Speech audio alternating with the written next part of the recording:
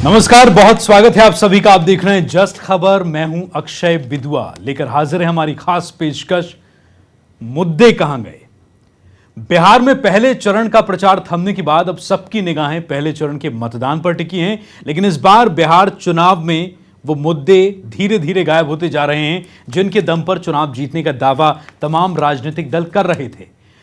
उन मुद्दों की जगह अब कुछ ऐसे मुद्दे सामने आ गए हैं जिनका सरोकार महंगाई, गरीबी और विकास से तो कम से कम बिल्कुल नहीं है। लेकिन ये राजनेता इन्हें जनता से वोट मांगना जिन्हें आता है राजनेताओं को, लेकिन वो जनता की मांगे क्या हैं ये तक भूल गए हैं और कुछ ऐसे मुद्दों को लेकर अपनी राजनीति करने लगे हैं, उन्हें मुद्दा बना दिया है जिसके चलते अहम मुद्दे कहीं पीछे छूट जाते हैं।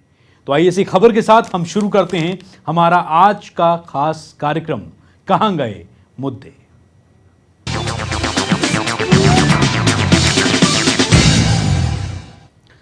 तो आइए हम कार्यक्रम शुरू करें। उसके पहले आज के मेहमान जो हमारे हम उनसे आपको मिलवा देते हैं, उसके बाद हम आपको रिपोर्ट दिखाएंगे कि आखिर मुद्दे कहां गए हैं और ये कार्यक्रम क्या है। राजनीति जो हो रही है, बिहार में चुनाव हैं और जो मुद्दे बनाए जा रहे हैं कि असल मुद्दे वो हैं या फिर जो मुद्दे होना चाहिए वो इस चुनाव में देखने सुनने ही नहीं मिल रहे हैं। नेता मंच से बड़े बड़े भाषण दे रहे हैं, बड़ी बड़ी रैलियां कर रहे हैं। सैकड़ों की तादाद में अब तक रैलियां हो चुकी हैं। इन रैलियों में माइक से, मंच से जो घोषणाएं की गई हैं, जो बयानबाजियां की गई हैं, जो आरोप प्रत्यारोप किए गए हैं, क्या वो इस देश के मुद्दे हैं या जो मुद्दे होने चाहिए थे वो शायद अब तक जनता के कानों तक गए नहीं क्योंकि नेताओं ने उन्हें मुद्दा बनाया ही नहीं। हमारे आज के मेहमान हमारे पैनल में जो शामिल हैं, मैं उनसे आपको मिलवा दूं। मेरे बगल में इस वक्त जो बैठे हैं अब्दुल वासिद साहब हैं। आप नेता आरजेडी हैं, आप प्रवक्ता हैं दिल्ली प्रदेश के, इसके अलावा दिल्ली प्रदेश के आप महासचिव भी हैं। मेरे साथ अशोक गोयल जी हैं, आप नेता बीजेपी हैं और आप बीजेपी व्यापार प्रकोष्ठ के राष्ट्रीय सह संयोजक रह चुके हैं। दूसरे स्टूडियो में मेरे साथ ज्ञान सिंह ज्ञान जी जुड़ चुके हैं जो कि एक समाज सेवी हैं, इतिहास के जानकार हैं। कुछ ही देर में हमारे साथ और मेहमान होंगे। मेरे साथ आचार्य नरेंद्र आध्यात्मिक गुरु जुड़ेंगे, उनसे आपको हम रूबरू कराएंगे। और मेरे साथ मुजफ्फर खान नेता समाजवादी पार्टी भी जुड़ेंगे। लेकिन आइए उसके पहले एक रिपोर्ट देखते हैं। बिहार का चुनाव शुरू तो हुआ था विकास के नाम पर, लेकिन जैसे जैसे दिन बीतते जा रहे हैं विकास का वो नारा कहीं पीछे छूटता जा रहा है। विकास की जगह अब बीफ लेता जा रहा है। पहले लालू और अब उन्हीं की पार्टी के नेता रघुवंश प्रसाद ने ये कहते हुए बिहार के चुनावी माहौल को गर्म कर दिया कि ऋषि मुनि भी बीफ खाते थे। वहीं बीजेपी ने रघुवंश का कड़ा विरोध जताते हुए उन्हें रावण का वंशज बता दिया है।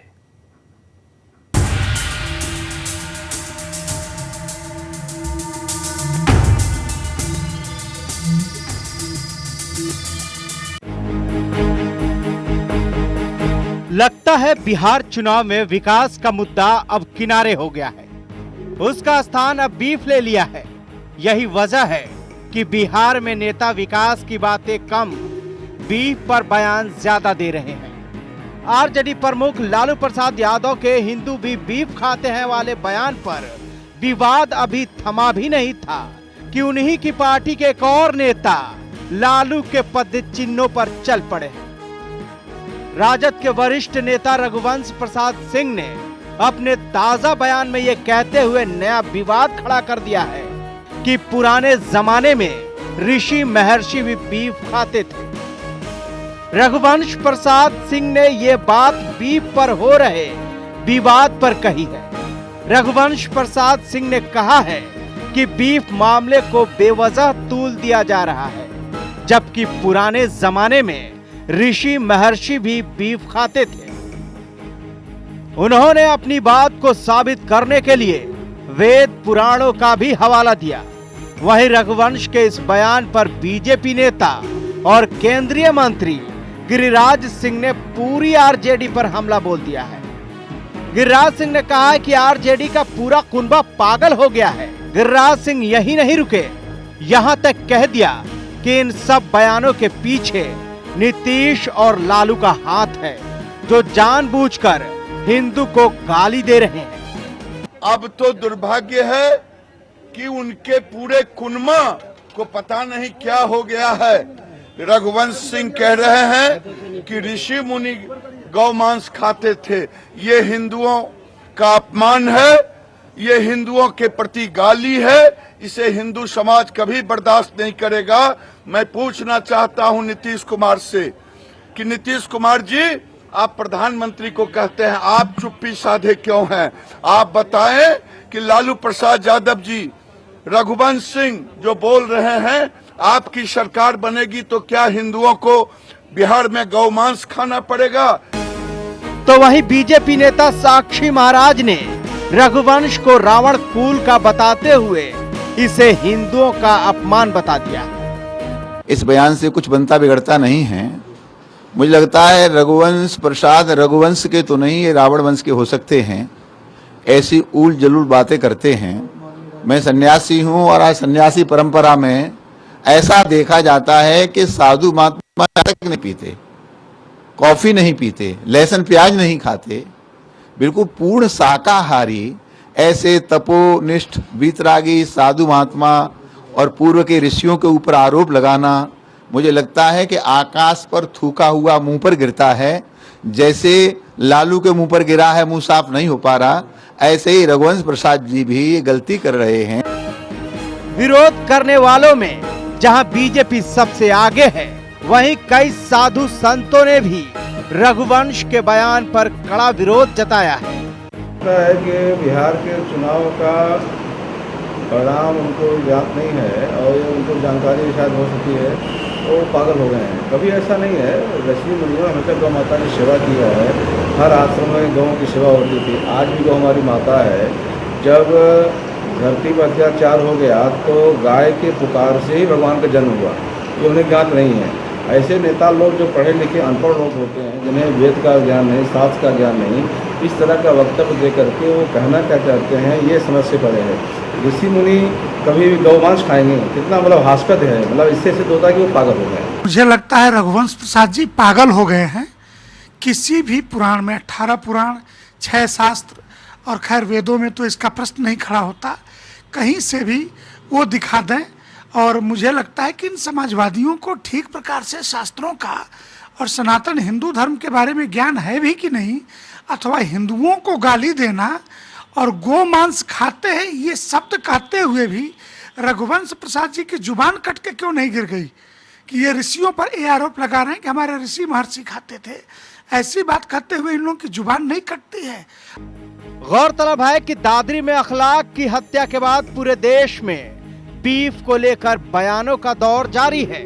हर दिन एक नए बयान सामने आ रहे हैं। Bureau report.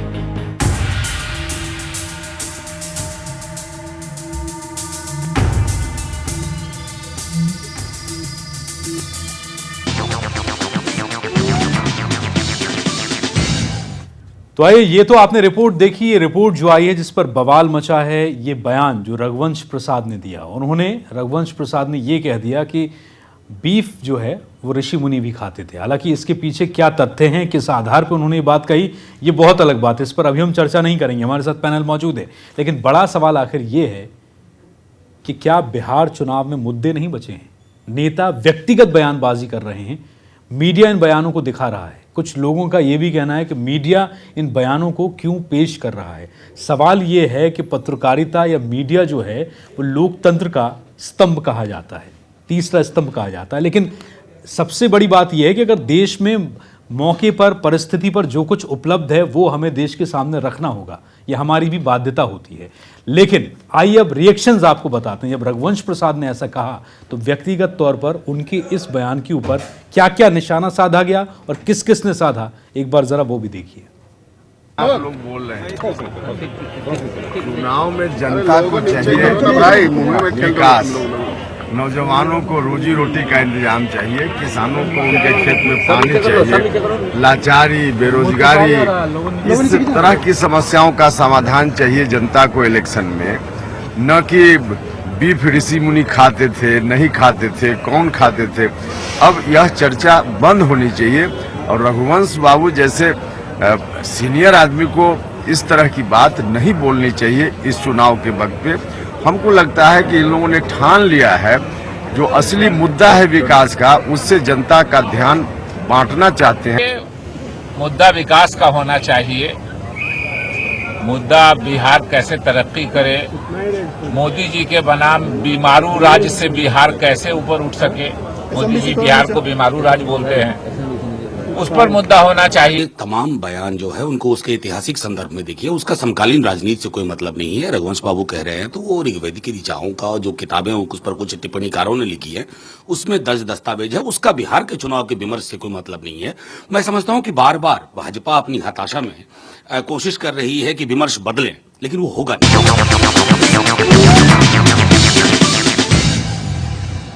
तो आपने रिएक्शन देखे, आपने क्रिया के ऊपर जो प्रतिक्रिया हुई है आपने वो भी देखा। हमारे पैनल के सदस्य हमारे साथ जुड़ चुके हैं, एक और मेहमान हमारे साथ जुड़े हैं।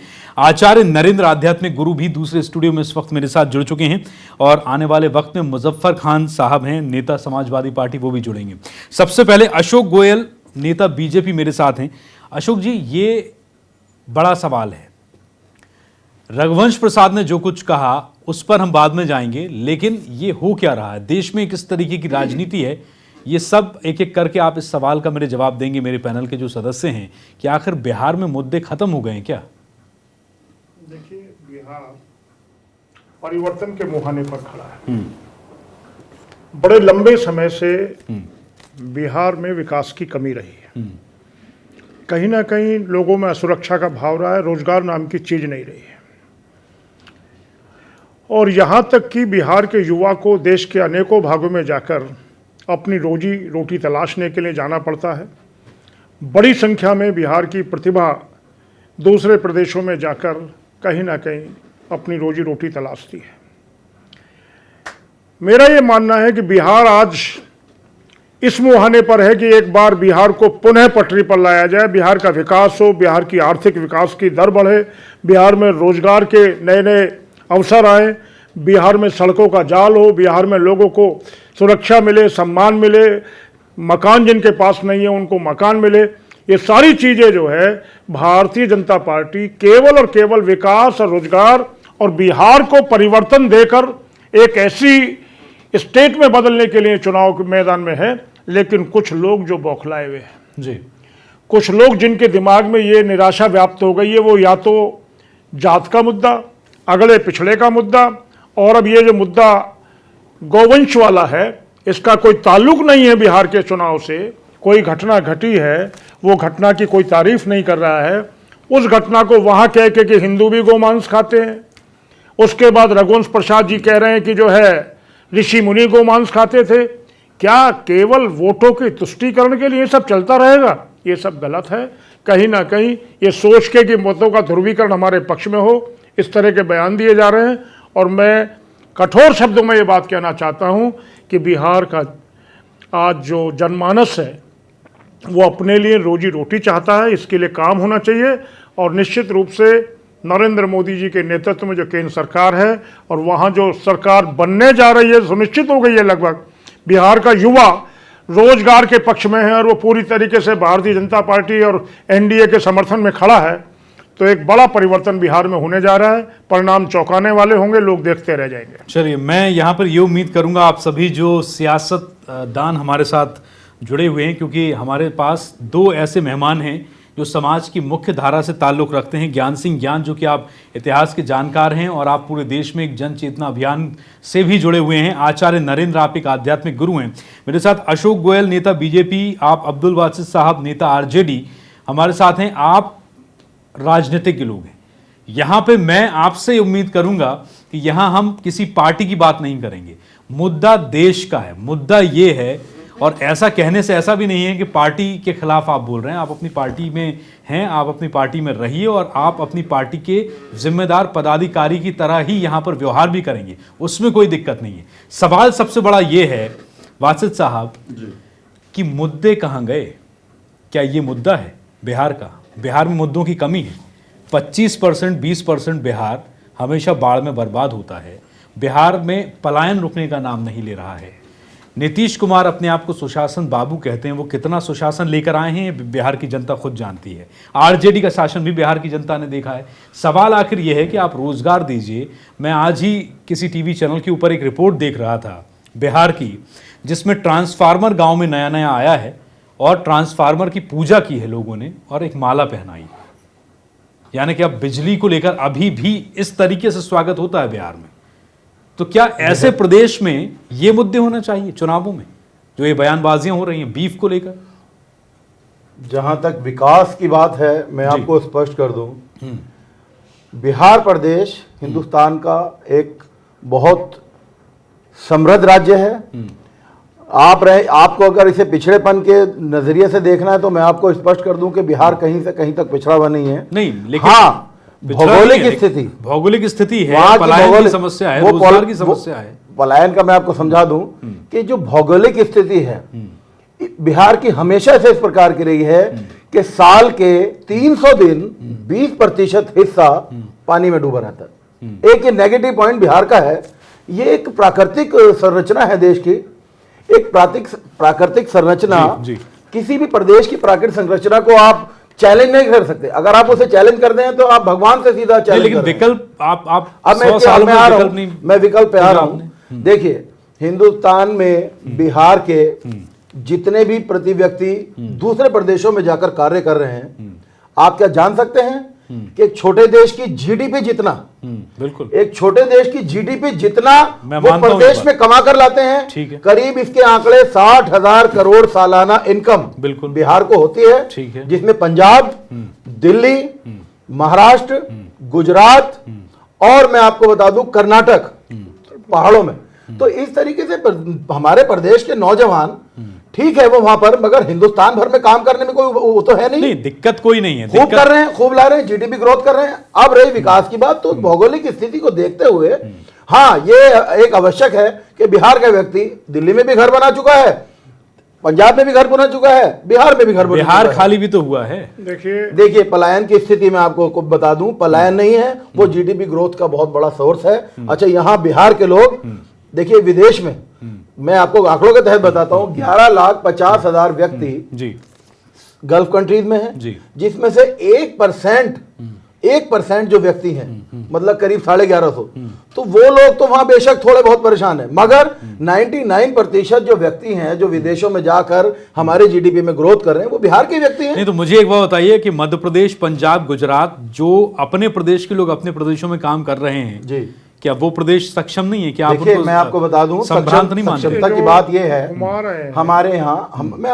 बड़ी घुमाने की इसमें बड़ा स्पष्ट बात है। मैं आपको बता दूं कि जितना भी हम देश के लिए, ये मैं इस बात से सहमत नहीं हूं आपकी। अगर आप ये कहते हैं कि ये जीडीपी की ग्रोथ है, भाई आप अपना घर छोड़कर आप किसी और के घर में रहकर कमा रहे हैं, आप उसके घर को फायदा पहुंचा रहे हैं। हिंदुस्तान पूरा हमारा, हिंदुस्तान बिल्कुल है, मैं ये नहीं मान रहा हूँ, हिंदुस्तान पूरा हमारा है, लेकिन एक बिहार का व्यक्ति अगर दिल्ली आकर कमाता है और वहां बस जाता है, तो इससे उसके प्रदेश को कौन सा फायदा? मेरे मित्र हास्यास्पद बात कह रहे हैं।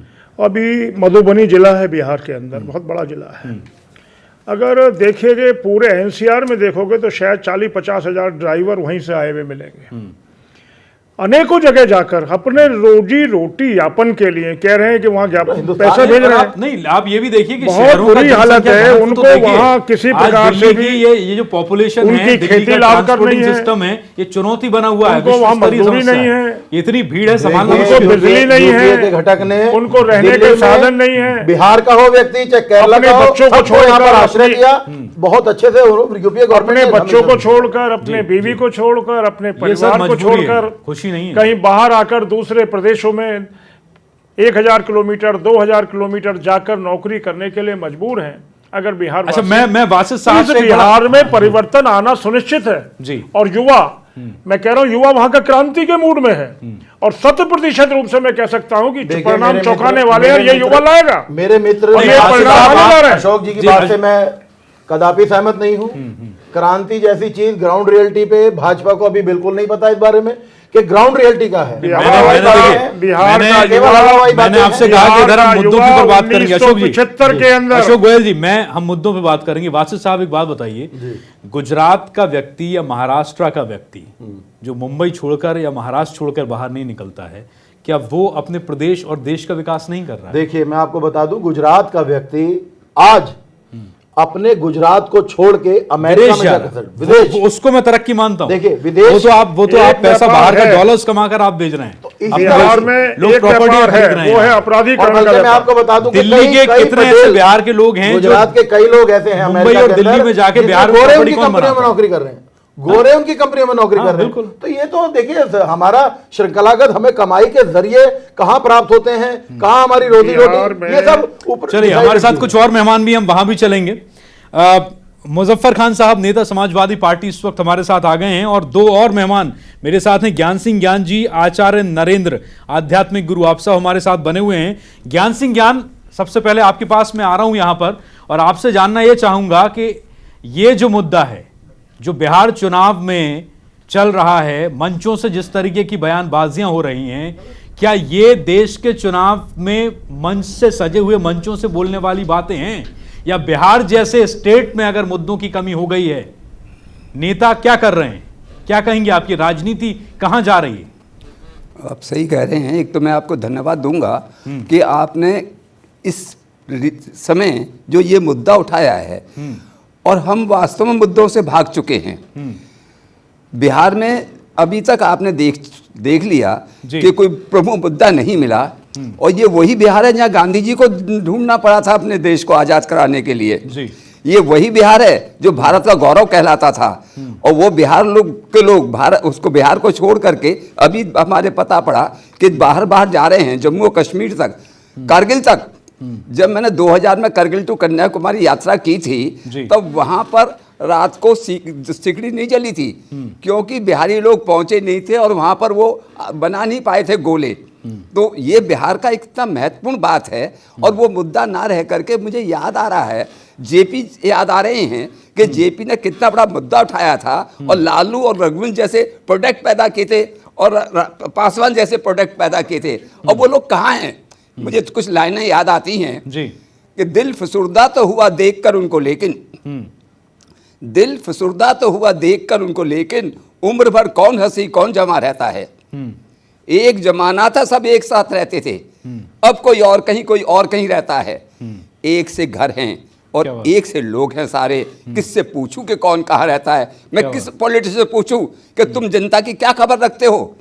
वो जेपी जो दिल्ली तक चले आए थे, उनकी चीख थी, उनका बात में दम था, और वो लोग जो आज सन 47 के बाद में रहे, वो कहाँ गए? वो लोग वो सोचते थे देश के लिए, यहाँ के लोगों के लिए, आम लोगों के लिए। अब क्या आम लोगों के लिए सोच रहे हैं? एक भी मुझे बता दीजिए जो आम आदमी के लिए सोचता हो। और आज तो फिर वो वोट लेने की बात जैसे आप कह रहे हैं, क्या मुद्दा है? पहले ये मुद्दा पुराना है। ये जो आप बीफ का मामला ले रहे थे, अंग्रेज भी पहले जामा मस्जिद पर कहते थे रखा जाएगा और यहाँ होगा। बहादुर शाह जफर के टाइम में आपको याद है यही ईद आई थी, और बहादुर शाह जफर को ने सोचा कि ये अंग्रेज लोग की चाल ना खेलें, इसलिए उसने पहले सबसे कहा था कि सब अपने अपने जानवरों के रिकॉर्ड कराइए थाने में जा कर के, और कितने मवेशी हैं, कितने गाय हैं, कितने बकरे हैं, और बाकायदा लिस्ट दीजिए, और उसके बाद बताइए अगर किसी ने, वो फरमान है आप देख लीजिए, आपके पास भी होगा, अगर किसी ने कोई कुर्बानी की तो तोप के आगे उसको लाके उड़ा दिया जाएगा। देखिए वो रिकॉर्ड था, आज क्या है? कहीं पर नहीं है। वो रिकॉर्ड की बात नहीं है, इसका हल नहीं है। हम क्या हैं, कहाँ जा रहे हैं, देश को कहाँ ले जा रहे हैं? आज़ादी कितने साल हो गए, इतने साल के बाद भी हम भूल गए अपने लोगों को। आज दिल्ली में क्या है? दिल्ली पहले 5 लाख की आबादी थी सन 47 में, आज कितने करोड़ हो गए? उसमें कितने बिहारी हैं, कितने यूपी के हैं? ये सब प्रदेश से ज्यादा पॉपुलेशन है देश। देखिए मैं ये नहीं कह रहा हूं, मैं ये कह रहा हूं कि देश को तरक्की करने के लिए हम सबको सब जगह फैलना चाहिए। महाराष्ट्र में भी हमको जाना चाहिए, बंगाल में भी जाना चाहिए, और दिल्ली और कश्मीर तक, तभी देश एक होगा। और वहां जाकर के हम ये नहीं कहें कि बिहारी है, बंगाली है। ज्ञान सिंह जी, वो मजबूरी में नहीं होना चाहिए ना, वो आपकी स्वेच्छा से हो, कम से कम इसलिए ना हो कि मैं घर नहीं छोड़ना चाहता, लेकिन गुर्बत ऐसी है कि बीवी बच्चे यहाँ गरीबी में रहें, कपड़े पहनने ना मिले, और मैं दिल्ली में जाकर रिक्शा चलाऊंगा। लेकिन हजूर देश तो अपना है, अपने देश को अपना तब तक नहीं समझेंगे। अगर देखिए मैं जर्मन गया था तो मुझे सजा इसलिए दी गई थी, एक आम जर्मन ने, कि मैं अंग्रेजी बोल रहा था वहां पर। मैं जर्मन सीख के नहीं गया। फ्रांस में फ्रेंच बोली जाती है, और हमारे देश में अंग्रेजी कितनी बढ़ चुकी है। अंग्रेज चले गए, लेकिन अंग्रेज की जो बात है, आज हमारा हिंदी बोलने वाला आदमी आगे नहीं बढ़ सकता। इस पर तो बात करेंगे नहीं रघुवंश जी। ठीक है। लालू जी यहाँ आगे रेलवे की बात करते मिनिस्टर बन गए थे, क्या किया? अपना नाम किया। तो ये लोग अपने नाम के लिए इतना काम कर रहे हैं, ये कहने की क्या जरूरत थी इनको? लौटेंगे आपके पास ज्ञान सिंह जी, अभी आपके पास हम लौटेंगे। मुजफ्फर खान साहब, नेता समाजवादी पार्टी, भी हमारे साथ हैं। मुजफ्फर साहब, क्या देश में ऐसे हालात पैदा हो रहे हैं कि जनता नेताओं के लिए आंदोलन खड़ा करे? अभी तक हम अपने हक के लिए लड़ते हैं, कहीं आरक्षण की बात होती है, आरक्षण दीजिए, कहीं आरक्षण हटाने के लिए बात होती है। क्या जनता इस तरफ जा रही है और ले जाने वाले नेता हैं कि हम ये कहें कि नेताओं की जो लॉबी वर्किंग है उसे रिटायर कीजिए, जनता के बीच से नए नेता अब निकलेंगे जो देश हित की बात करेंगे? बड़े अफसोस की बात है आज जो मुल्क में हालात ऐसे पैदा कर दिए जा रहे हैं कि हम लोग जो है ना एक दूसरे से खौफजदा होते जा रहे हैं। ये हालात एक जमात इस मुल्क में पैदा कर रही है। समाजवादी पार्टी के जो जननायक थे स्वर्गीय डॉक्टर राम मनोहर लोहिया जी, वो ये कहते थे कि सरकार का काम बोलना चाहिए, मगर आज हमारे देश की ये सरकार ऐसी है कि सिर्फ बोल बोल के काम चला रही है। जब चुनाव आते हैं तो चुनाव के अंदर इस तरह के मुद्दे उठाए जाते हैं, और जब आप उठा के देखते हैं इस तरह की जो आज एक चर्चा चल रही है गौ मास को लेके, वो शुरू कहाँ से हुई, कौन लोग हैं उसके पीछे जो उसको शुरू किया गया? ये बेहद अफसोस की बात है। इस मुल्क के लोगों को अंग्रेज जुदा नहीं कर पाए जी। लेकिन कहते हैं कि वो गोरे जुदा नहीं कर पाए, तो हम काले जुदा कैसे कर देंगे जी? तो बड़ा सवाल ये है कि हमारे मुल्क में जो हिंदू मुस्लिम भाईचारा है वो इन सब चीज़ों से ख़त्म होने वाला नहीं है। और विकास की जो अभी बात कर रहे थे हमारे भाई, विकास के ऊपर बात होनी चाहिए, विकास के ऊपर वोट मांगा जाना चाहिए। आज विकास कहाँ है आप देख लीजिए। तो मुझे वो शेर याद आता है हमारे यहाँ जो उसके ऊपर है आज के हालात पे, कि फुटपाथ पर खड़ा था और वो फुटपाथ पर पड़ा था और वो भूख से मरा था। कपड़ा हटा के देखा तो ये पेट पर लिखा था, सारे जहां से अच्छा हिंदुस्तान हमारा। आज हमारा नौजवान रोजगार के लिए, नौकरी के लिए भटकता फिर रहा है। सरकारें जो है बिल्कुल लाचार और माजूर सी दिख रही हैं। हमारे यहाँ अभी माननीय अखिलेश यादव जी ने उत्तर प्रदेश के अंदर बड़े पैमाने पे नौकरियां निकाली हैं, उसमें चल रहा है, पूरा देश जानता है, दिल्ली तक के लोगों ने वहाँ आवेदन किया है देश में। तो हमारा कहना ये है कि बेरोजगार नौजवान को रोजगार मिलना चाहिए और सरकार अपना काम ईमानदारी से करे। जो ये माहौल बनाते हैं फिरका परस्ती वाला, इससे हिंदुस्तान चलने वाला नहीं है। हिंदुस्तान जो है इससे कमज़ोर होगा और हम सब की ड्यूटी बनती है, जिम्मेवारी बनती है कि उसको कमज़ोर ना होने दें। बिहार का जो चुनाव है, बिहार में जो वोटर है उसने तय कर लिया है।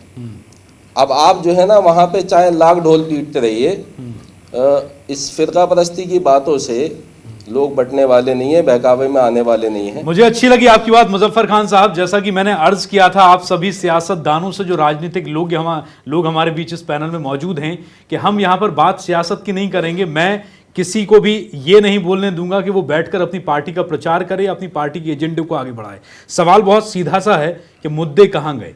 यानी कि इस वक्त जो राजनीति हो रही है, बिहार में इलेक्शन है, मंच से जो बात हो रही है, बिहार की रैलियों में जो बात हो रही है, दिल्ली से जो नेता कह रहे हैं, इसमें मुद्दे कहीं दिखाई नहीं दे रहे हैं। आप भी एक पार्टी से जुड़े हैं, आप समाजवादी पार्टी के नेता हैं, लेकिन पार्टी का आवरण ओढ़कर आपने इस प्रोग्राम में अपनी बात नहीं कही। बाकी के हमारे जो नेता हैं, मैं उनसे भी यही दरख्वास्त करूंगा कि आप भी इस मुद्दे पर विचार करें कि राजनीति किस ओर जा रही है और मुद्दे कहाँ गए। हमारे साथ आचार्य नरेंद्र हैं, धर्मगुरु। आचार्य नरेंद्र, अभी तक मैंने ये सवाल, ये प्रश्न किसी से किया नहीं है, लेकिन अब आपसे करता हूं, क्योंकि रघुवंश प्रसाद ने जो कहा है कि ऋषि मुनि भी बीफ खाते थे, ये प्रमाण उनके पास कहां से आया? क्या आपने कभी अपनी लिखाई पढ़ाई में, जब आप विद्यार्थी रहे होंगे अपने जीवन में, कभी आपने सुना है इस तरीके का? या अगर वो कह रहे हैं तो ये किस आधार पर कह रहे हैं, या ये आधारहीन है? देखिए, पहले तो मैं आप सब लोगों का बड़ा धन्यवाद करता हूं, जट चैनल का, पूरे टीम के, आपके जो आप इस कार्य में लगे हुए हैं। और आपके चैनल में हर प्रकार का व्यक्ति हर समाज से या हर पार्टी से आ रहे हैं। पार्टी से तो मैं पहले आपके चैनल में कह चुका हूं, मेरा कोई लेना देना तो है नहीं है जी। पर जो इस तरह की जो निंदनीय घटना आ रही है, कभी जो है गोहत्या होती है तो वो बकरे का मांस मिलता है जी, और कभी जो है इस तरह से जो है जो आज जो है रघुवंश प्रसाद जी बड़े अच्छे नेताओं में, आज से मेरे ख्याल से 7, 8, 10 साल पहले की बात है, तब तो हमारे कोई इससे धर्मगुरु से हमारे तो जो है अपना वो चल रहा था जी। उस समय हमारी मुलाकात, इतने विद्वान व्यक्ति और इस तरह की बात करता है कि भाई ऋषि मुनि गोमांस खाते थे या मांस खाते थे, किसी का भी मांस खाते थे, तो इसकी मैं बहुत कड़ी मैं निंदा करता हूं आध्यात्म की ओर से। जबकि हमारे शास्त्र में, मैं खुद आचार्य हूं और शास्त्र में तो गो के लिए विप्रधेन सुर संत हित लीन मनुज अवतार निज इच्छा निर्मित मनो माया गुण गो पार, इनके लिए भगवान ने खुद अवतार लिया है सुर में सभी मनुष्यों के लिए। ये उसमें कोई हिंदू नहीं था, मुस्लिम नहीं था, कहीं शास्त्रों में कोई मुस्लिम हिंदू का तो कहीं वर्णन आया तो नहीं आर्यव्रत है यहाँ पर, पूरे हिंदुस्तान में आर्यों का निवास था, उसके बाद धर्म जो है वर्ण व्यवस्था जी जी बिल्कुल, ये आर्यवर्त देश है ये। और आर्यवर्त देश में मैं तो ये कहता हूं कि राजनीति वालों के लिए, जितने भी मेरे भाई बैठे हैं यहाँ पे, जो भी बहस में भाजपा से, कांग्रेस से, जो भी पार्टी, जिस भी पार्टी, समाजवादी पार्टी के हमारे भाई जो है नवयुवक, हमारे जो है समाज सेवी जो है बड़ी अच्छी बात कर रहे हैं कि वो क्या किया है। मैं तो ये पूछता हूं इन सभी राजनीतिक दलों से, एक ही से नहीं पूछूंगा मैं, आज रघुवंश उनसे भी नहीं पूछो, चलो उनको वोट की लगी हुई कि हमें जो है इस गौमांस का, हम जो है ऋषि मुनियों का अनादर करके हमें जो है वोट मिल जाएगा, पर ध्यान रखना रघुवंश साहब जी अगर मेरी बात सुन रहे होंगे, ऋषि मुनियों का श्राप भी बहुत महत्वपूर्ण होता है, इस चीज का भी ध्यान रखिए। और आज की जो उन्होंने जो घटना, जो उन्होंने जो अपना जो है वक्तव्य दिया है, जो उन्होंने शब्द कहा है कि ऋषि मुनि भी मांस का भक्षण करते थे, मुझे लगता है कि इनकी पार्टी पहले वहां हार चुकी है। और जबकि मैं कह रहा हूं कि कोई वहां भाजपा आए, आरजेडी आए, जो भी है मुझे पता नहीं है, कांग्रेस आए, जो भी आए, स्वागत है सबको मेरी ओर से शुभकामनाएं हैं। लेकिन जो इस तरह के शब्दों को, जो इस तरह को गौ मांस, बकरी मांस, ये मांस, जो मांसों पे तुम राजनीति कर रहे हो, क्या हमारा देश आगे बढ़ पाएगा? ऋषि मुनि कहां से हमारे देश ले गए थे? जो भी हमारे देश में जो भी जो निर्माण हुआ, चाहे हवाई जहाज का निर्माण हुआ, चाहे बम इत्यादियों का निर्माण हुआ, किसी भी चीज का, ये तो शास्त्रों से निकल के आए महाराज। इसमें कोई बहस करता है इस चीज पे? केवल ये बहस कर दिया कि ऋषि मुनि जो है गौ मांस खाते थे या जो है बीफ खाते थे। बड़ी और ये आप ऐसे कब तक आप खींचेंगे? सबसे बड़ी बात है कि आप ये सब कब तक खींचते रहेंगे? बासित साहब कुछ कहना चाह रहे हैं जी। देखिए भाई, मैं आपका बहुत आदर सम्मान करता हूं।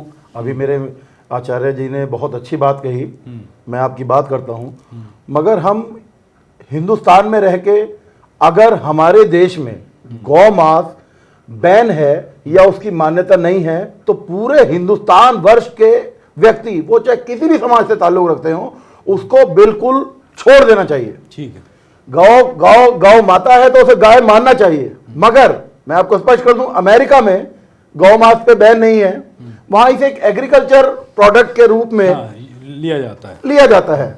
और एक बात बता दूं कि वहां की जो डेयरियां हैं, भिन्न डेयरियां, हम अमेरिका में थोड़ी सी नहीं है, हम तो भारतवर्ष में हैं। हाँ, भारत में ही काफी है। मैं आपको बता दूं, हाँ, वहां पर क्या है कि वहां पर अगर किसी गाय का दूध यदि 20 लीटर वो एक प्रतिदिन में दे रही है, तो वहां पर क्या कराते हैं, देखिए, दूसरे क्रॉस ब्लीड करा के उसे 60 लीटर दूध के लिए लेने के लिए इस तरह के प्रयोग होते हैं। मगर हमारे देश में इसका पूरी तरीके से बैन है। हमारे लिए गौ माता है और वो गौ माता के तौर पे ही हमें उसको इस्तेमाल में उसको देख के रहना चाहिए। बिल्कुल होता भी है। हाँ, आपका एक पड़ोसी देश है नेपाल, पूरी तरह से हिंदू राष्ट्र है, मगर आपको मैं यकीन दिला दूं कि बिना गौ बलि के वहां पर पूजा अर्चना नहीं की जाती। ये एक इतिहास है, ये आज से नहीं 4000 साल पुराना इतिहास है। 2000 साल पहले ईसा पूर्व, जब 2000 ईसा पूर्व, जो अब 2000 साल, उससे भी 2000 साल पुराना, बिना गौ हत्या के कदापि वहां पर पूजा का अनावरण नहीं किया जाए। मगर अब वहां की सरकारें भी समझ में आ गई हैं, संविधान चेंज हुआ है, गौ हत्या पे वहां पर भी बिल्कुल रोक लगा दी गई है, और ये अच्छा दुनिया में अच्छा निर्धारण है। चलिए, हम अपने मुद्दे से भटक रहे हैं, हम फिर लौटते हैं कि मुद्दे कहां गए। ये हमारा मुद्दा है कि मुद्दे कहां गए। हम इसको बिल्कुल मुद्दा नहीं बनाएंगे कि जो हो रहा है, जो बयानबाजी आ रही है, और होना भी ये चाहिए कि इस तरह की बयानबाजी पर लगाम लगनी चाहिए, और अगर इस तरह की बयानबाजी होती हैं तो उन्हें ना तो नेशनल मीडिया में, टीवी पर जगह देनी चाहिए, ना ही अखबारों में जगह देनी चाहिए। अशोक गोयल जी, नेता बीजेपी, हमारे साथ हैं। अशोक जी, ये जो इस तरीके के बयान हैं, जैसा कि रघुवंश प्रसाद ने कहा, पहले तो ये आधारहीन बयान है, कहीं इस तरह का प्रमाण नहीं मिलता है कि ये हुआ हो। लेकिन एक और बड़ा सवाल कि आपकी पार्टी केंद्र में बैठी हुई है, नरेंद्र मोदी ने बहुत सारी रैलियां की हैं, अमित शाह करीब 7 दिन तक, 8 दिन तक बिहार में रुके हैं, उन्होंने अपना पूरा इलेक्शन का मैनेजमेंट किया है। बड़ा सवाल आखिर ये है कि मुद्दों की बात उन्होंने भी नहीं की। नरेंद्र मोदी साहब, जिनसे देश के प्रधानमंत्री से ये उम्मीद की जा रही थी कि वो बिहार में जाकर विकास का एजेंडा लेकर जाएंगे, लेकिन वो भी इस दौड़ में शामिल हो गए। उन्होंने भी लालू प्रसाद यादव को जमकर कोसा, अमित शाह ने लालू प्रसाद यादव को जमकर कोसा, अब रघुवंश प्रसाद कुछ बोल रहे हैं। मैं इस बात का खंडन करता हूं। हो ये रहा है कि कोई ना कोई बहाना लेकर नरेंद्र मोदी जी पर, अमित शाह पर, कभी नरबख्शी, कभी कुछ ना कुछ कहा जा रहा है। जी, नहीं तो क्या हम सुनिए रोक नहीं सकते क्या? मेरी बात सुनिए। अगर कोई कीचड़ उछाले तो कीचड़ उठाकर फेंकना नहीं, उन्होंने कहा है कि रोज एक गाली, नई गाली ढूंढ के लाई जाती है कि कैसे, और क्योंकि बाकी मुद्दे उन लोगों के लिए नहीं है। उन्होंने विकास का मुद्दा रखा है कि कैसे गरीब तक सड़कें बने, कैसे गरीब को मकान बने, हर चीज के मुद्दे को क्लियर, बहुत साफ शब्दों में, नए बिहार के निर्माण के लिए, बिहार में सरकार बदलेगी तो हम ऐसा करेंगे, ऐसा निश्चित रूप से वो पूरा एजेंडा लेकर आए हैं। और जहां तक रही ये मुद्दा कि गौवंश वाला मुद्दा, मेरा ये मानना है कि हिंदू मुस्लिम दोनों, गंगा जमनी मिलीजुली हमारी संस्कृति है। हम सब मिलजुल कर रहते हैं, प्रेम भाव से रहते हैं। बिल्कुल। हमें दोनों पक्षों को, जैसा भाई साहब ने कहा, दोनों पक्षों को एक दूसरे की भावनाओं का सम्मान करना चाहिए। यहाँ मैं इस चीज का उल्लेख जरूर करना चाहूंगा कि घटना यदि कोई गलत हुई है, निंदनीय हुई है, लेकिन वो देश में घटना हुई है, अनेकों ऐसी घटना हुई होंगी जिसमें किसी दूसरे वर्ग का दोष ज्यादा होगा, लेकिन उन घटनाओं को यूएनए तक ले जाने की बात कहना कितनी बड़ी देश के लिए नामोशी की बात है, और ना उसको कर देना। तो ये भी जो है एक ऐसा मुद्दा है, इसको भी समझना पड़ेगा कि जहां जहां राजनीतिक दल केवल वोट बैंक के लिए क्यों ऐसे गंभीर मुद्दों पर इस तरह की बोली बोल रहे हैं। भारतीय जनता पार्टी की ओर से कहीं भी गौमांस का मुद्दा नहीं उठाया गया, केवल ये कहा गया है कि भाई ये जो घटना घटी है ये निंदनीय है। ऐसा नहीं है कि कहीं भी जो घटना घटी है, किसी एक व्यक्ति को मारने का, कानून हाथ में लेने का किसी को हक नहीं है। जो हुआ है गलत हुआ है, दोषी को दंड देना चाहिए। लेकिन तुम सरकार में बैठे हो, सरकार के वरिष्ठ मंत्री हो, सरकार तुम्हारी चल रही है, कानून व्यवस्था पालन करने का धर्म तुम्हारा है, और तुम अपनी सरकार के खिलाफ यूएनओ में जा रहे हो कि हम अपने यहाँ एक आदमी को सुरक्षित नहीं रख पाए। ये बात समझ नहीं आती।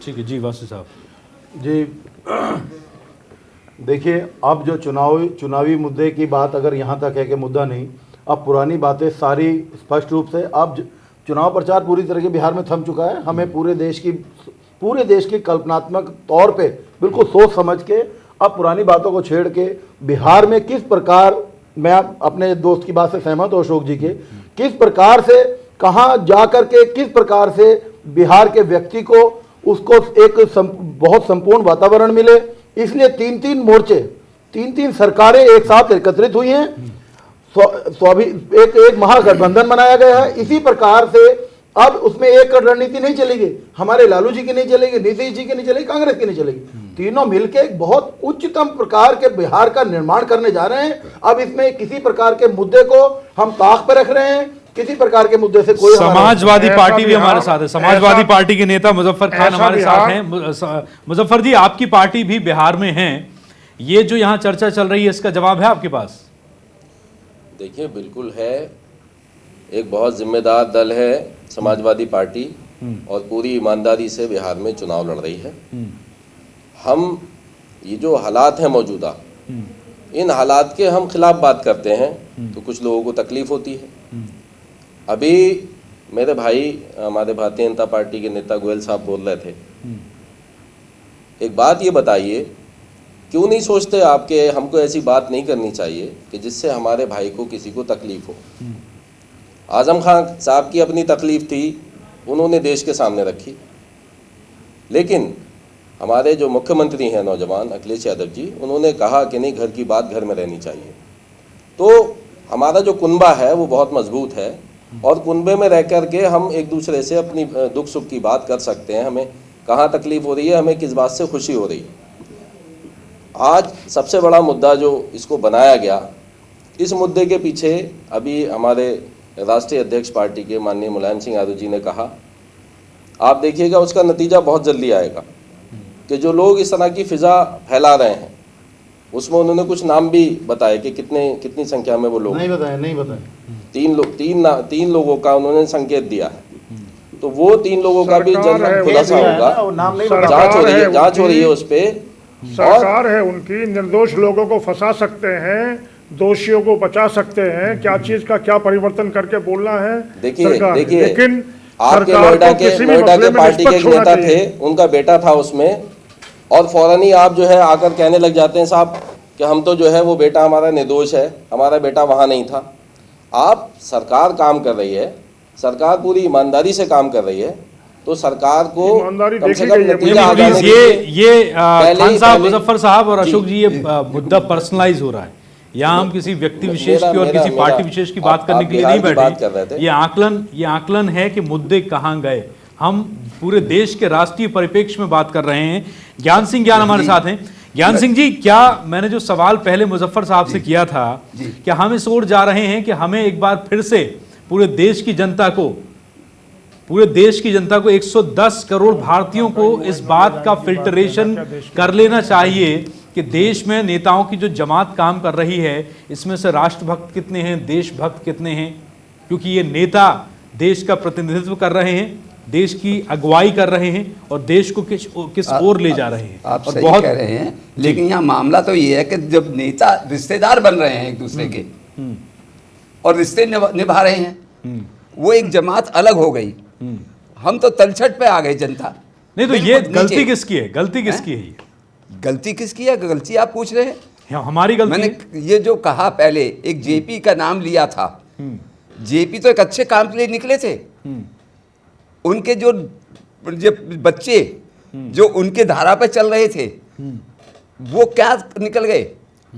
आप खुद देख रहे हैं, अपनी आंखों से हम सब मिलकर देख रहे हैं। अच्छे से जानते मैं फिर वही बात कर रहा हूं कि कौन है जो मुद्दे, जो आपने सही इशू उठाया है कि वो मुद्दे कहाँ गए जो देश के आम जनता के लिए थे। जी, आज आम आदमी पिस रहा है। और वो मैं तो छोटी छोटी बातों पे जाता हूँ, जब हम बाजार में जाते हैं और छोटे दुकानदार, जो रेडी वाले और वो जो लोग हैं, जब वो नहीं जानते कि राजनीति क्या है, देश क्या है, धर्म क्या है और ये जो बिजनेस का तरीका क्या है, वो सब जानते हैं। सुबह जाना है और अपने कमाई करना है, शाम को आना है, बच्चों को पालना है, और कभी कोई बात हम करते हैं उनसे देश की आगे बढ़ने की या उसके, तो कहते हैं भाई हमें क्या मतलब इससे, ये वो लोग जाने।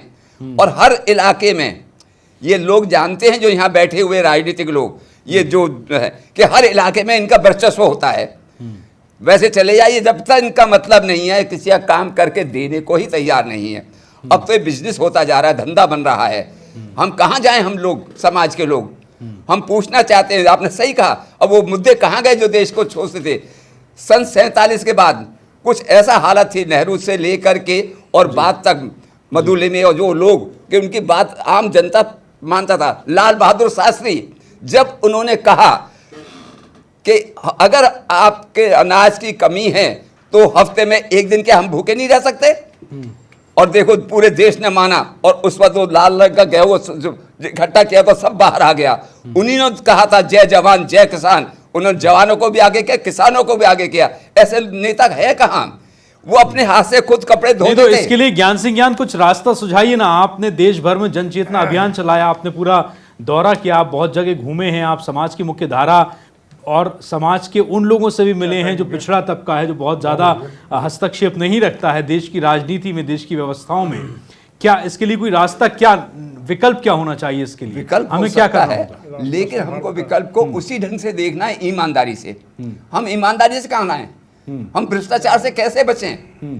पहले तो इनको देखना है कि हमारे अंदर ईमानदार लोग कौन है। जी, मुझे याद है अभी तक कि उस वक्त जब चुनाव आता था, हम नेताओं के पास जाते थे कि भाई आप खड़े हो जाइए, वो कहते पैसा नहीं है, हम दे देंगे, पैसे की जरूरत कहाँ है, और वो बचते थे। और जो खड़े होते थे तो बगल में एक थैला लगा देते थे और वो कलम रख लेते, किसी का काम है वहीं खड़े होकर करते थे। वो कहाँ गए जनता के नेता, जनता के अंदर रहते थे। अब तो जरा सा काउंसलर बन गया, उसने अपनी कोठी ले ली, ऊपर चला गया और गरीब आदमी बाहर खड़ा है। इसी दिल्ली में जो लोग आते हैं, बिहार से आए, यूपी से आए, वो जब अपने एमपी के पास जाते हैं तो एमपी नहीं मिलते, अंदर रहते हुए कहते हैं उनसे कह दो कि वहां पर क्षेत्र में गए हुए हैं, पार्लियामेंट गए हुए हैं। ये करेक्टर अब नेताओं का हो गया है। तो हमें अपने आप को बदलना है। जब तक हम खुद को नहीं बदलेंगे अपने आत्मा से, तो कहां से लाएंगे? ठीक है आचार्य नरेंद्र, आप क्या कहेंगे? ये जो तरीका चल रहा है, ये जो व्यवस्था चल रही है, इस तरीके की व्यवस्थाओं में और धर्म पर आक्षेप और लालछन लगाते लगाते हम किस ओर जा रहे हैं और ये राजनीति को किस तरफ ले जा रहा है? क्या मानसिकताओं पर हमारी असर पड़ रहा है और हम किस तरफ जा रहे हैं? हमारे देश के राजनीतिज्ञ जो लोग हैं उनकी मानसिकता बिल्कुल खराब हो चुकी है। और जिस तरह से इनकी मानसिकता उभर के आ रही है, कोई मुद्दा नहीं, कुछ नहीं, कोई साधु संत का वहां कोई मुद्दा नहीं, कोई ऋषि मुनि क्या आप मानते हैं कि धर्म की याद सिर्फ तब आती है जब चुनाव आते हैं? केवल जब आती है। ये जो है एक दूसरे को लड़ाना चाहते हैं। अब इन्होंने ऋषि मुनियों को भी लड़ा लिया इसमें। और ये पूरा इनका जो है राजनीति स्टैंड ये लोग जो अपना रहे हैं। और मैं निवेदन करता हूं, नालंदा विश्वविद्यालय जैसा वहां पे एक बहुत बड़ी जो है भारत की जो है तपस्वी भूमि जी, बौद्ध महाराज जी जहां से ज्ञान मिला है, उस प्रदेश में इस तरह की अगर बात हो रही है तो मैं निवेदन करता हूं सभी पार्टियों के दलों से, भाजपा, कांग्रेस, सपा, बसपा, जितनी भी पार्टियां हैं, कि ऋषि मुनियों को प्लीज प्लीज प्लीज ऋषि मुनियों को जो है बीच में खदेड़ा जाए और ऋषि मुनियों का आदर करो, गाय का आदर करो। और गाय का आदर ये नहीं कि हम ही कर रहे हैं, गाय का आदर के लिए सब धर्म कर रहे हैं। आपके स्टूडियो में हम पहले भी हमारे साथ धर्मगुरु एक आए थे मुस्लिम से, उन्होंने भी क्या कहा कि हम बिल्कुल जो है गाय गोहत्या न हो, हम इसके पक्ष में हैं। जब सब इसके पक्ष में है तो नेता नगरी जितने भी लोग हैं, मैं यही कहूंगा कि जो है क्यों हम लोगों को बांट रहे हैं ये लोग, ऋषि मुनियों को बीच में लाकर, ब्राह्मण हिंदू को बीच में लाकर, हिंदू मुस्लिम सिख ईसाई को बीच में लाकर, क्या तुम्हारा ये स्टैंड रह गया है? कोई मुद्दा ही नहीं है, कोई तरक्की की मुद्दा ही नहीं है। क्या आप भारत को आगे नहीं पहुंचाना चाहते हो? चाहे मैं तो ये कहता हूं हर व्यक्ति से, पार्टी का कोई मुखिया है, कोई जिम्मेदार व्यक्ति है, और जिम्मेदारी से आप जो अगर माना आप जिम्मेदारी से कहते हो, फिर आप जिम्मेदारी से क्यों भागते हो? और मैं रघुवंश जी को बिल्कुल एकदम नसीहत दूंगा कि प्लीज प्लीज प्लीज सभी ऋषि मुनियों से, इस भारत की भूमि से वो जो है माफी मांगे, तभी उनको जो है भगवान माफ कर सकता है, अन्यथा नहीं। ठीक है, गोयल जी आप कुछ कह रहे हैं? आज की चर्चा बहुत ज़्यादा सार्थक विषय को लेकर हुई है, सामयिक विषय को लेकर हुई है, और उसका कंक्लूजन भी यही है कि बिहार के अंदर जिस तरह की चर्चाएं कुछ लोग कर रहे हैं, वो चर्चाओं पर रोक लगनी चाहिए, चाहे कोई भी कर रहे हैं। केवल और केवल मुद्दा रहना चाहिए कि बिहार की इस गरीब जनता का, जो उसको लंबे समय से 60 साल से या 65 साल से अभी तक कहीं ना कहीं अच्छे दिन देखने में नहीं आ सके, कहीं ना कहीं उसको रोजी रोटी का अभाव है, अपने रोजगार का अभाव है, खेती का अभाव है, बिजली का अभाव है, पक्के मकान का अभाव है, शिक्षा का अभाव है, चिकित्सा का अभाव है। इन सारी चीजों को दूर करने के लिए जो दल इन मुद्दों को लेके युवाओं के लिए लेकर जा रहे हैं जनता के बीच, वो ही दल आपके झूठे कहने से झूठे नहीं हो जाएंगे, जो आपके किसी तरीके से कहने से आज देश स्वाभिमानी देश के रूप में उभर रहा है। 250 करोड़ देशवासियों का मनोबल बढ़ा है, देश नए रखने पर चल रहा है, किंतु देश के अंदर बेरोजगारी धीरे धीरे घट रही है, देश के अंदर विकास की दर बढ़ी है, महिलाओं के लिए योजनाएं आई हैं, देश के अंदर ये आप भी कुछ बोल दीजिए। आप बिहार की चर्चा है, आपकी पार्टी की इलेक्शन में गुरु के रूप में भारत स्थापित हो रहा है। मुजफ्फर खान साहब, आज भारत का टिक्का है, नरेंद्र मोदी भारत के प्रधानमंत्री नहीं, दुनिया के प्रधानमंत्री। बोलिए आप बोलिए। वो प्लीज थोड़ा शांत हो जाए। हाँ बोलिए आप बोलिए। देखिए, प्रधानमंत्री नरेंद्र मोदी जी पूरी दुनिया घूम आए जी। क्या 2 रुपए दुनिया से हमारे देश में लगने के लिए कोई कंपनी आई? आज अरहर की दाल 200 रुपए किलो बिक रही है। तो गरीब आदमी का ध्यान उधर ना रहे, इसलिए इस तरह के मुद्दे क्रिएट किए जाते हैं। मुद्दों से हट कर के जो है ये जो तमाम उल जुलूल बातें हो रही हैं मुल्क के अंदर, ये नहीं होनी चाहिए। मेरे बराबर में मेरे आचार्य जी बैठे हैं, मैं एक मुसलमान होने के नाते उनसे ये कहूँगा कि आचार्य जी आइए आप और हम मिल कर के ये जो ताकतें हैं जो मुल्क को तोड़ने का काम कर रही हैं, हम एक ऐसी मुहिम चलाएंगे कि जो गौ हत्या जो लोग कर रहे हैं, जो उसका नाम लेकर के ड्रामेबाजी हो रही है, और आज हमारे ऋषि मुनियों तक पहुंच गई वो बात। कल तक ये हो रहा था कि मुसलमान खाता है, आज ये हो रहा है कि ऋषि मुनि खा रहे हैं। बड़े अफसोस की बात है।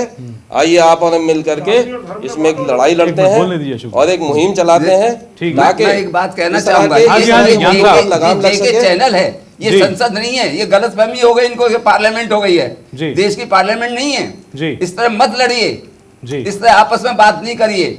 यहाँ मुद्दे हैं, मुद्दे जो खत्म हो गए हमको उनको याद करना है। मैं केवल झूठे मुद्दों के ऊपर आया हूँ जो मोदी जी ने चुनाव से पहले किए थे, वो पूरी तरह से विफल हुए हैं। अरे मैं उन मुद्दों की बात कर रहा हूँ। ठीक है, ज्ञान साहब को बोलने दीजिए। मुझे नसीहत देने की जरूरत नहीं है। देश में यहाँ पर कम से कम शब्दों बनाम सुशासन, देखिए, यहाँ पर हमें लड़ने की जरूरत नहीं है, समझने की जरूरत है। आंदोलन की जरूरत है, बिहार में पूरी तरह चल रहा है। बोलिए ज्ञान साहब, बोलिए। आंदोलन की जरूरत है। ज्ञान साहब, अंतिम समय है हमारे पास इस प्रोग्राम में, कुछ ही पल हमारे बाकी बचे हैं। मैं चाहूंगा सैक्रिफाइस करके देश में मैं जो कहना चाह रहा हूँ, बोलिए, ये जो रिपीटेशन हो रहा है, हाँ बोलिए, मुद्दों का जो रिपीटेशन, चाहे मोदी जी कर रहे हो या कोई कर रहे हो, बिहार एक बिहारी तो नहीं है, बिहार के चुनाव इसलिए बिहार आ गया। अरे पूरे देश की बात सोचो, पूरे देश की बात सोचो, ठीक बात। पूरे देश की बात क्यों नहीं सोच रहे थे सब लोग मिलकर के? इस जगह पर मैं राजनीतिक लोगों से बात कर रहा हूं कि समझ से काम लो, अपने देश को पहचानो, हम क्या थे और क्या हो गए और अब क्या हम होने वाले हैं। अगर यही हालत रही तो मान लो कोई विदेशी नहीं, बाहर की ताकत नहीं, हमारी अपनी ही ताकत हमें खा जाएंगी। अब समझ लो, समय है अभी। बिल्कुल, बहुत बहुत शुक्रिया आपका, आप सभी काम से जुड़ने के लिए, हमारे साथ इस चर्चा में शामिल होने के लिए। अब समय और इजाजत नहीं देता है इस बहस को जारी रखने की। हमने पड़ताल करने की कोशिश की कि मुद्दे आखिर कहां गए। हमारा आज का कार्यक्रम था और मुद्दे कहां गए, यानी कि चुनावों का मौसम है और जिन मुद्दों को लेकर छीछा लेदर हो रही है, कीचड़ उछाली जा रही है, एक दूसरे के चेहरे काले पीले किए जा रहे हैं, रंगे जा रहे हैं, क्या बिहार जैसे प्रदेश में मुद्दों की कमी हो गई तो फिर राजनीति इस तरह के मुद्दों पर आधारित क्यों हो गई है। आज की हमारी इस पेशकश में इतना ही। आप देखते रहिए जस्ट खबर, फिर हाजिर होंगे। नमस्कार।